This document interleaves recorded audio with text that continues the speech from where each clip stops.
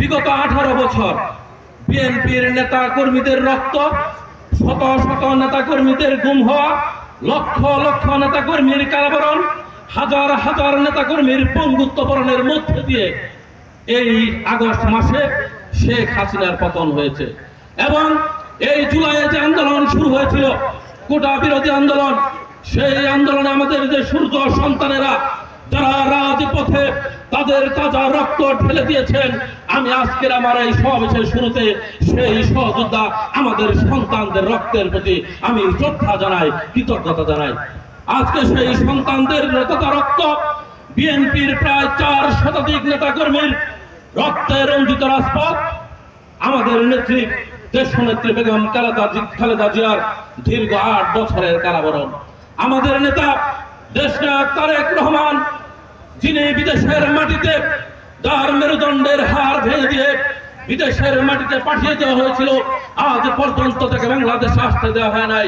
আমাদের নেতা তারেক রহমানের তার মায়ের জন্য, তার ভাইয়ের জন্য প্রতি ফোঁটা রক্তের অর্জন হচ্ছে এই 5 তারিখের আমাদের এই দ্বিতীয় স্বাধীনতা।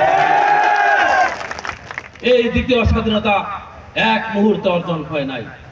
এই দ্বিতীয় স্বাধীনতা অর্জন করতে গিয়ে আমাদের নেত্রী দেশনেত্রী বেগম খালেদা জিয়া এই নেতাকর্মীদের আমাদের মুখের দিকে তাকিয়ে, যিনি 11 সময় বাংলাদেশ থেকে পালিয়ে যান নাই, তিনি বলেছিলেন বাংলাদেশের বাইরে আমার কোনো ঠিকানা নাই, আমি এই বাংলাদেশে জন্মগ্রহণ করেছি, বাংলাদেশে মরবো, এই নেতাকর্মীরা আমার সন্তান, আমি পালিয়ে যাব না।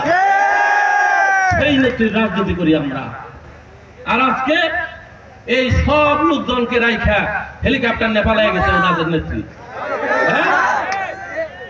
সারা দেশটাকে জাহান্নামের আগুনে ভাসিয়ে দিয়ে লক্ষ লক্ষ মানুষকে নির্যাতন করে হাজার হাজার মায়ের বুক খালি করে আজকে খুনি হাসিনা বাংলাদেশ থেকে পালিয়ে যেতে বাধ্য হয়েছে।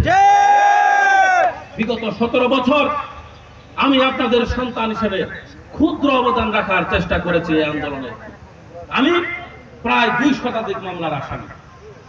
এই 15 বছরের 10 বছর পলাতক জীবন পার করেছি। এই যে আগস্ট আন্দোলন শুরু হলো জুন মাসে, এই জুন মাসের 3 তারিখে আমি কারাগার থেকে বের হয়েছি। আমার সাজা ছিল 10 বছরের। আমি এই আগস্টে জুলাইয়ের আন্দোলনে কিভাবে রাজপথে ছিলাম আপনারা দেখেছেন। এখন উবাইদুল হক নাসির রাজপথে ছিল, জেল খাটছে, জুলুম খাটছে, খালেদা জিয়ার নির্দেশ মানছে, তারেক রহমানের নির্দেশে ঘাটালে এসে দল করছে। এখন কি কইতে হবে? এখন তো কিছুই কইতে পারে না। এখন তো একটা গল্পের কথা মনে হয়ে যায় যে এখন জামাই তো এসে বউ মারবো, কেমনে মারবো? এখন আইসা দেখে ভাত আনছে, ভর্তাও দিছে, বাতাসও দেয়, পানি দেয়, এখন মারার আর সুযোগ পায় না। পরে কয় কুত্তা দেবো শুয়ে রয়েছে ওর মাথায় বালিশ দাস নাই। এখন কি হয়েছে? এখন কয় নাসির তো ঘাটালের সন্তান না। আরে ভাই, ল্যাংটা কালটা বড় হইলাম ঘাটাল, নিজের বাড়ি 90 সাল থেকে ঘুমায় আছে কয় সাল? 34 বছর। হ্যাঁ, আমি যতবার ঘাটাইলে ঈদ করছি, কুরবানি দিছি, মেলা মন্ত্রী মিনিস্টার যতবার ঘাটাইলে এসে ভাতও খায় নাই। খাইলে অন্য মানুষের বাড়িতে দেখাও লাগছে, নিজের বাড়িতে খায় নাই। খাইছে? হ্যাঁ, আমরা সেগুলো বলতে চাই না। আমরা বলতে চাই না, আমরা শুধু বলতে চাই ঢাকা বিশ্ববিদ্যালয়ে পড়াশোনা করেছি, বাবা মা কিছু ভদ্রতা শিখাইছে, ওই ভদ্রতার কারণে ভদ্র ভাষায় এখনো কথা বলি, অভদ্র ভাষায় যেতে চাই না। কিন্তু একটা কথা বলতে চাই, বিগত 17 বছরে একটি মামলার আসামি যারা হয় নাই, যারা চাচা ভাতিজার পিড়িতে মস্ত থেকে আজকে বাংলাদেশে 2022 সালে মুক্তিযোদ্ধা সনদ নিয়েছে,